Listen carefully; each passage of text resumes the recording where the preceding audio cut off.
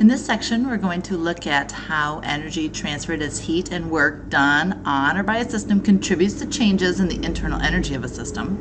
We're going to calculate the work done by a system by the expansion of a gas against a constant pressure, calculate changes in enthalpy and internal energy, and recognize state functions whose values are determined only by the state of the system and not by the pathway in which the state was achieved.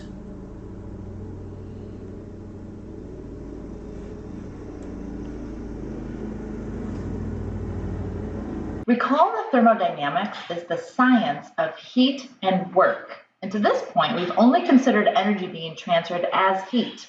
But now we'll need to broaden the discussion to include work. Work done by a system or on a system will also affect the energy in the system. If a system does work on its surroundings, energy must be expended by the system, and the system's energy will decrease. Conversely, if work is done by the surroundings on a system, the energy of the system will increase.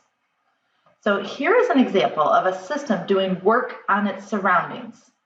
So we have a small quantity of dry ice, which is solid CO2, put into a plastic bag and it's sealed. Then we have a book is placed on top of the bag, so a book has weight to it. When energy is transferred as heat from the surroundings to the dry ice changes from a solid to a gas. That's called sublimation. But in order for that to happen, energy has to be transferred as heat from the surroundings to the system. As sublimation proceeds, gaseous CO2 expands within the plastic bag, lifting the book against the force of gravity.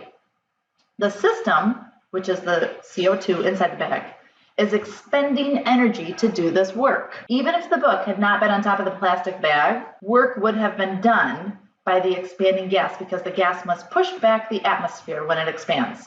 Instead of raising a book, the expending gas moves part of the atmosphere. So now let's think about this example in terms of thermodynamics. First, we need to identify the system and the surroundings. The system is the CO2, initially as a solid and then later becomes a gas. The surrounding consists of objects that exchange energy with the system.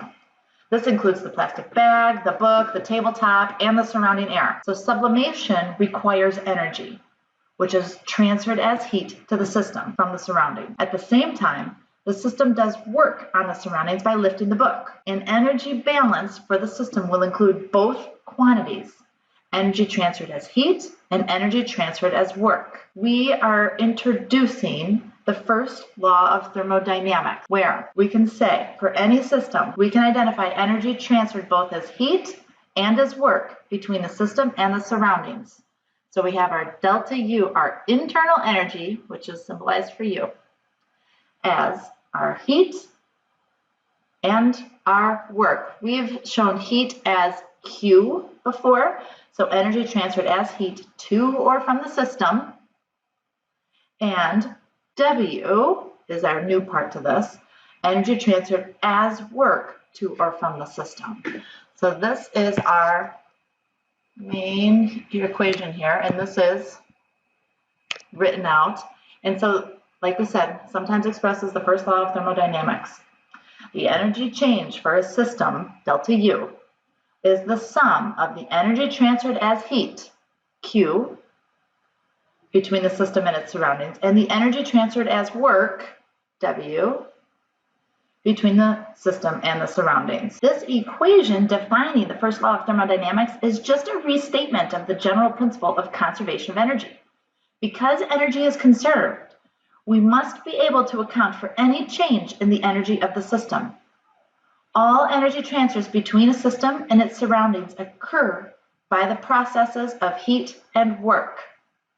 So sometimes this equation states that the change in the energy of the system is exactly equal to the sum of the energy transfers from or to the surroundings. So we can see that the sign of U, heat transfer from the surroundings to the system, energy increases. Its sign is positive. Work is done on the system by the surroundings, work is positive. Work is done whenever something is moved against an opposing force. Here's another table showing sign conventions that are important. If heat's to the system, Q is greater than 0. Heat an exothermic reaction, Q is less than 0. Work done on the system, that means it's positive. Work done by the system, W is negative. And similar to what we just stated, that the energy change for a system, the sum of the energy transferred as heat between the system and its surroundings, and the energy transferred as work between the system and its surroundings. Remembering that energy cannot be created or destroyed, it is conserved and can be transferred between the system and the surroundings. The work in the example involving the sublimation of carbon dioxide is of a specific type of work called PV, or pressure volume work. It's the work associated with a change in volume that occurs against a resisting external pressure. For a system in which the external pressure is constant, the value of PV work can be calculated by using this expression. To calculate this work in units of joules, the pressure is measured in pascals, and 1 pascal is equal to 1 kilogram / meters second squared, and the volume change is measured in cubic meters to get a work in joules. In a constant volume process, when delta V, the change in volume, is equal to 0, that means that the energy transferred as work will also be 0, because anything that negative P times 0 would give me a work of 0.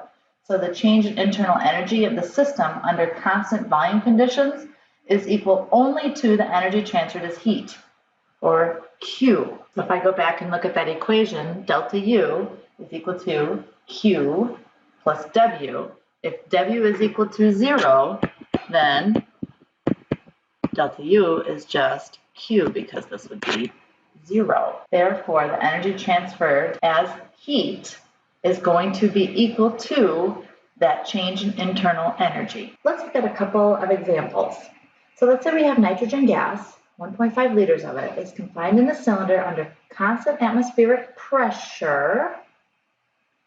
The gas expands to a new volume. So I started with VI, an initial volume. I have a VF, a final volume. When 882 joules of energy is transferred as heat from the surroundings to the gas, what is the change in internal energy of the gas? Well, first I want to find the changing volume of the gas. So delta V is VF minus VI, final volume minus initial volume. So we're going to do 2.18 liters minus 1.50 liters, and we'll get a difference of 0.68 liters. Now, we need our volume, remember from our last slide, we need our volume to be in meters cubed. So we need to, for every 1,000 liters is equal to 1 meter cubed. So 0.68 divided by 1,000 is going to give us, I'm going to use scientific notation here. So take this divided by 1,000, 6.8 times 10 to the negative 4 meters cubed. This is my delta V. Okay, next, the work is done by the system. So let's plug in our work is equal to negative P times delta volume. So what is my pressure? My pressure is 1.01 times 10 to the negative 5th, negative 1.01 times 10 to the 5th. In pascals, we said its unit, 1 pascal is equal to kilograms meters second squared times delta V, 6.8 times 10 to the negative 4th meters cubed. So let's do that math here. I'm going to take my 6.8 times 10 to the negative 4th times 1.01 times 10 to the 5th. And then we're going to take that opposite of that. So work is equal to negative 68.68 joules. Now, finally, we can look at the change of internal energy. we know that delta U, the change in internal energy, is equal to Q plus W. So we were told that 882 joules of energy is transferred as heat. That's our Q. So 882 joules was my heat. Now let's add the work done that we just calculated, negative 68.68. So 882 plus negative 68.68, and we should get a delta U of 813.32.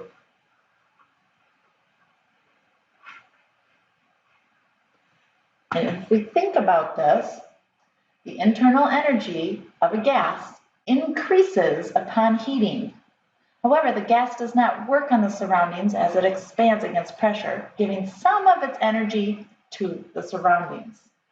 So we started off by finding the change in volume. We were told initial and final volume.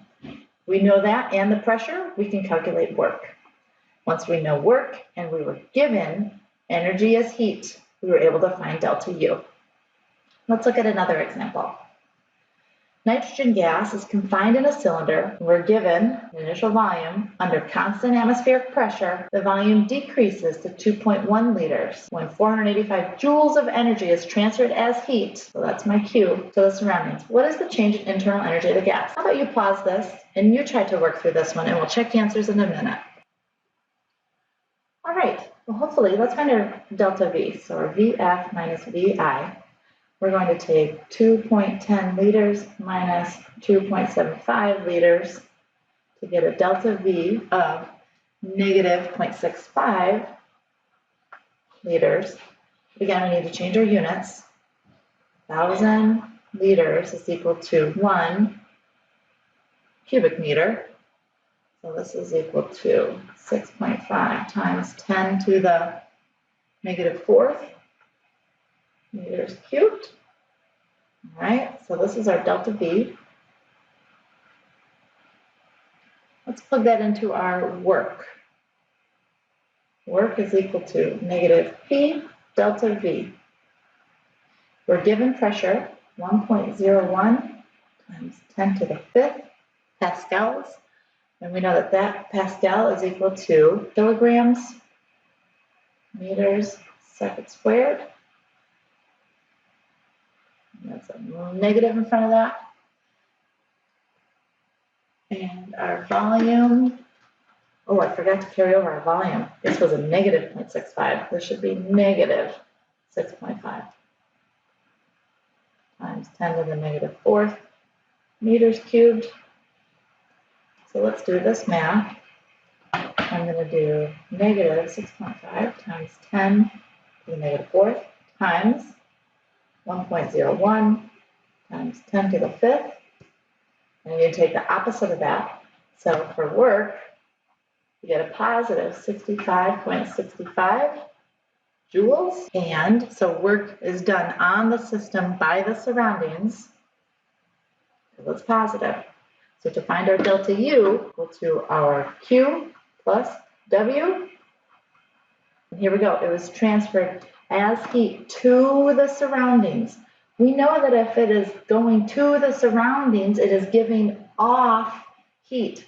Therefore, Q is negative. It's an exothermic reaction if it is giving off heat to the surroundings. That is very important. Our Q is negative 485. And our W, we're just going to transfer this down here, 65.65 joules. So our delta U is negative 485 plus 65.65. We should get negative 419.35 joules. Right. Really the biggest one there was that this 485 joules of energy transferred as heat to the surroundings versus this one was 882 joules of energy is transferred as heat from the surroundings. That means that it is absorbing. That's why our Q is positive. Absorbing is endothermic, and that's a positive heat. If it is transferring as heat to the surroundings, that means that it is giving off heat. So that is a negative exothermic value. Another thermodynamic term introduced to us in this chapter is enthalpy, and its symbol is H, or delta H. Enthalpy is the sum of the internal energy and the product of its pressure and volume, which we have learned is work. So it's shown as H is equal to that internal energy plus PV. And we know that PV is that work that's done by the system. If the only work done is a change of volume at constant pressure, then the enthalpy change is exactly equal to the heat transferred to the system. It is measured in joules, just like our Q is measured. The total enthalpy of a system cannot be measured directly because the internal energy contains components that are unknown, not easily accessible, or are not of interest for the thermodynamic problem. Enthalpy is a function of state. And we're going to learn about that here in just a second. If you know the state of a system, you know its enthalpy. If you know the starting and ending states of a process, you can find the enthalpy change. Here's another chart to just kind of show us. If we have an exothermic reaction, so again, remember, exothermic reaction is when we have heat and energy being transferred from the system to the surroundings. So the surroundings warms up, right? Because heat is being expelled from the system. So we feel warmth. Versus endothermic, when we have surroundings heat transferred to the system, so the surroundings cools. Our delta H is negative in an exothermic, delta H is positive in an endothermic. The effect on the system, so E is subtracted, energy is subtracted from the system. Again, because in an exothermic reaction, energy is transferring from the system to the surroundings, so the system is losing energy, right?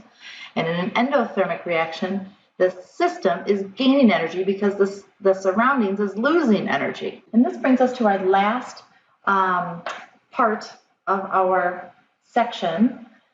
It's about state functions. So internal energy and enthalpy share a significant characteristic. Namely, changes in these quantities depend only on the initial and the final states. They do not depend on the path taken on going from the initial state to the final state. No matter how you go from reactants to products in a reaction, the values of delta H and delta U are always the same. A quantity that has this property is called a state function. So again, we only care about the initial and the final states of that, not on the path taken. For example, here we go. State functions are independent of the path. Some examples. So let's say that I wanted to get from Dayton to Los Angeles, and I went from Dayton to Atlanta to Salt Lake City to San Francisco to Los Angeles. So my pink arrow just went direct flight. My green arrow took 1, 2, 3, 4 legs to get there. So what is not a state function? How long it took to get there, right? Obviously this took a lot longer, the time. The distance to drive, a lot longer distance. A state function of this trip would be the change in elevation, right? Start to finish, same change in elevation, same change in latitude. They're still getting from the same point. It's still the same delta elevation, delta latitude. They're still getting from point A to point B. Doesn't matter the path that they're taking. Think of this example of climbing Mount Kilimanjaro up here. 2 people start at the base, and one person takes this path. It's obviously going to take more time, and it's going to be more distance covered. But person B takes this path. The change in elevation for both of these routes are going to be the same. So many commonly measured quantities, such as the pressure of a gas, the volume of a gas or liquid, the temperature of a substance, are all state functions. For example, if the final temperature of a substance is 75 degrees and its initial temperature was 25, the change in temperature, delta T, is just final minus initial, so 75 minus 25 to give us 50. It doesn't matter if the substance was heated directly from 25 to 75, or if the substance was heated from 25 to 95 and then cooled to 75. The overall change in temperature is still 50 degrees. Not all quantities are state functions, though. Some depend on the pathway to get from initial conditions to final conditions. Like that last example, if I said, what is the distance traveled from Dayton, Ohio to Los Angeles, California? The travel distance depends on the route taken, nor is the elapsed time, like we just said, the time to drive it. If I said between these two, obviously these two different paths would have much difference in time. But the change in altitude and going from one place to the other, there is an altitude of a certain amount that's going to be the same.